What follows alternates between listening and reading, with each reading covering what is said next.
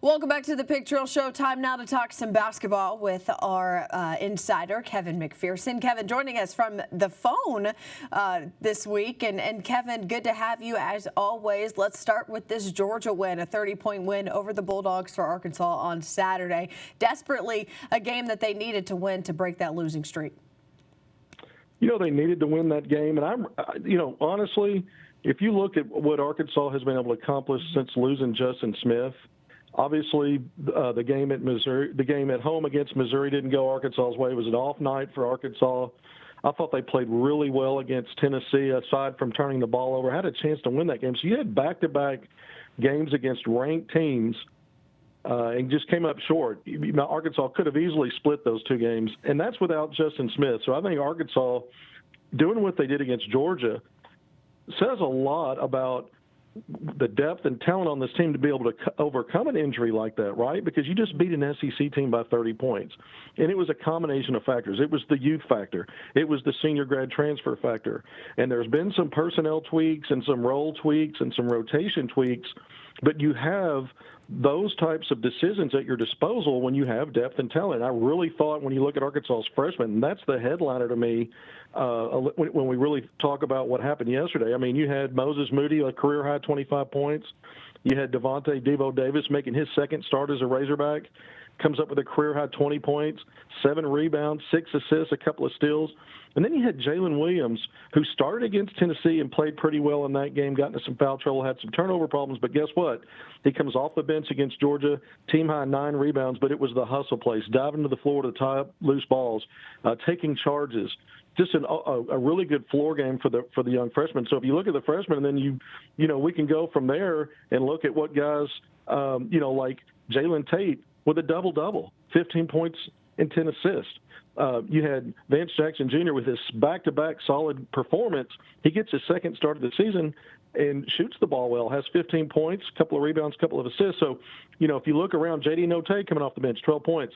So I really thought Arkansas got good balance.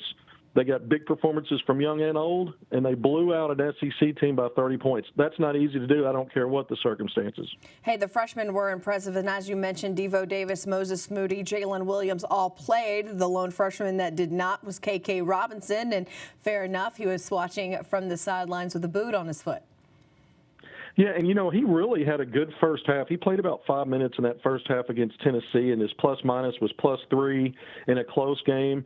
I thought he was on his way to having maybe one of his more meaningful games in a while, and he didn't come back after halftime, complained of some problems with his foot, something that Eric Musman addressed in a press conference, stating that this has maybe gone back, a nagging thing going back to the red-white game. So KK was not available yesterday. We talked about Justin Smith, another man down. Again, you go back to the depth and talent on this team that's been there after this last recruiting cycle. I think it says a lot about not only we talked about those freshmen, but, you look at KK, you hate it for him. We'll see what happens there. We're not going to speculate, but you hate it for him because really here's another guy that you can plug in, give more time to, and he's going to produce. Kevin, let's look ahead really fast because Arkansas is about to go on the road and play back-to-back road games with LSU and Alabama this upcoming week. How do you feel about those two matchups and if Arkansas can go possibly 2-0 this week? That's a tough act to do, but I really like Arkansas's chances in both games. And the reason I do is because I think it's a broken record now, but the depth and talent that's there, the pieces are there to weather the storm of adversity. Injuries are going to happen. It's happened to all of these teams in the SEC. If you really look at it, there are a lot of teams that are persevering despite injuries. Arkansas is now one of them, I think. And I think they can, a split on the road against those two opponents who are at the top of the SEC right now. You split those two games, and that's a win. If you go 2-0, Arkansas is sitting pretty. If you look at all the analytics right now, NCAA Net, KenPom, Sagarin, you look at some of these ASPN Basketball Power Index, you look at some of these, and it all has Arkansas somewhere in that top 15 to 25 range right now. You go on the road and win those two games, and Arkansas now has established itself. It would be, in my opinion, a lock for a top 20 ranking, and they're just going to continue to improve in the analytics that matter at the end of the season when the NCAA Tournament Selection Committee is not only seeding, handing out at-large bids, but where they seed you. And I think Arkansas controls its own destiny in these next two games. Obviously, there's still a lot of basketball left after that, but you go on the road and beat LSU and Alabama. Alabama's unbeaten in league play. LSU's always dangerous. They've got future NBA players on that roster, off to a good start this season. You win those two, I think it puts Arkansas in great shape. Yeah, absolutely. You make good points there. Of course, Arkansas right now 1-1 on the road so far this season in SEC play. All right, let's continue the conversation. We're going to switch to recruiting. Braden Moore, who is a 6'8" small forward wing, as you've described him, out of Nashville, Tennessee, just got a scholarship offer on Saturday. What do you like about this kid? What does the coaching staff like about him? Well, he's versatile. You know, anytime you've got, I know this staff really likes and prioritizes size. And if you've got a 6'8" player that can play away from the basket, it fits into the mold of how this staff likes to recruit.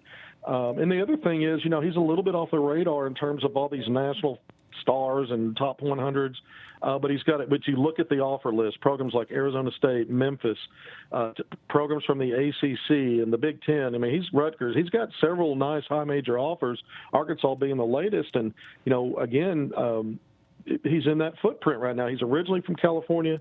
He's playing in Nashville. He plays with the Team FAD on the Nike EYBL circuit out of Memphis. So this is in that the footprint state recruiting area for Arkansas.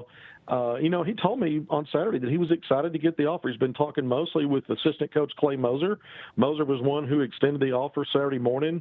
At some point, you know, Arkansas had a game at 2:30. So this is a busy staff, right? They're getting ready for a game, and they're also still focused on prioritizing recruits. And I think Braden Moore is just another guy when you start identifying length and skill on the perimeter. I think that's what he brings to the table, and I think that's why Arkansas has offered him. All right, you wrote about Braden Moore over on our website, hogville.net. So if you want to read more about this recruit, you can head over there and read that. Of course, if you want any information on the men's basketball team and basketball in general, just look no further than our Kevin McPherson. Kevin, thanks so much. Always good to hear from you. We'll catch up next week. Thank you. Good to be with you guys. The Big Trail Show rolls on after this.